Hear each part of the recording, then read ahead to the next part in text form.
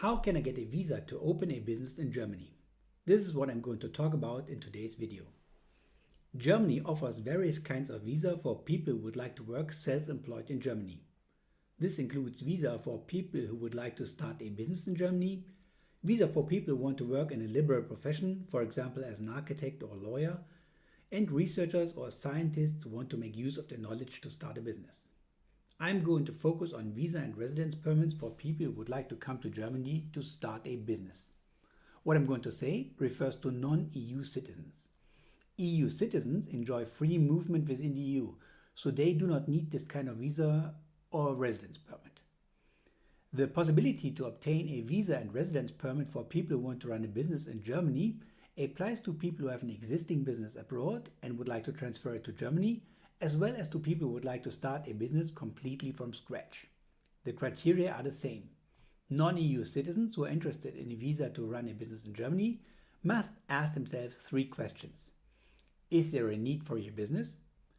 Will it help the German economy? Do you have the money to start the business? The first question is if there is a need for your business. The German AufenthG, which means Residence Act, states that a visa to open a business can be given if there is an economic interest or regional demand for the kind of business. A criterion which plays an important role for the question whether there is an economic interest is, for example, if the business will create jobs. In the past, there was a rule that if you invested 250,000 euros and created 5 jobs, the visa was almost guaranteed. This specific rule no longer exists. Today, it's about the quality of your business idea.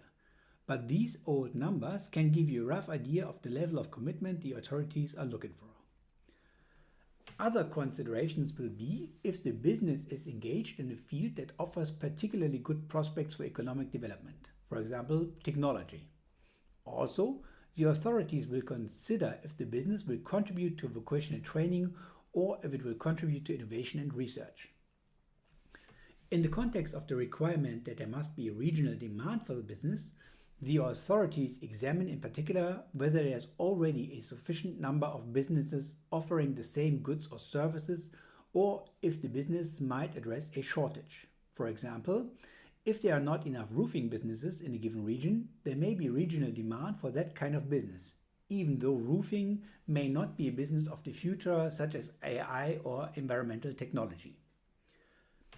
When assessing if there is an economic interest in the business and if there is a regional demand, the German authorities are supposed to involve relevant bodies such as the Chamber of Industry and Commerce or the Chamber of Crafts. These bodies give their assessment of the question if there is an economic interest in the business which the foreigner wants to found, or if the business idea satisfies a regional demand. These assessments by the Chamber of Industry or Commerce or other bodies are not binding on the German authorities. But in practice, they play a very important role. The authorities mostly follow the assessment by the relevant body. To get that positive opinion, your business plan must be watertight. It must include a 3-year revenue forecast, a liquidity plan that shows you won't run out of cash, and a strong market analysis. They will focus heavily on your CV and qualifications. You must prove that you are the right person for this specific business idea. So, for potential business owners, it is worthwhile to put a lot of effort into the documents detailing their business idea and their way ahead. The second requirement is that the activity in which the business owner wants to engage will have a positive impact on the economy. This requirement largely overlaps with the factors I mentioned before. Finally, the business owner must demonstrate that the financing of the business is secured. That means that he must either have enough capital or that he must possess a valid contract regarding the financing with a bank or an investor, etc. Of course, that is something which should be addressed in the business plan anyway. If you're over 45 years old, there's a critical fourth requirement. You must prove your retirement is secured. In Germany, it's called angemessene Altersversorgung. You typically prove this with a private pension insurance that guarantees a monthly payout after age 67, or by showing you possess sufficient private assets.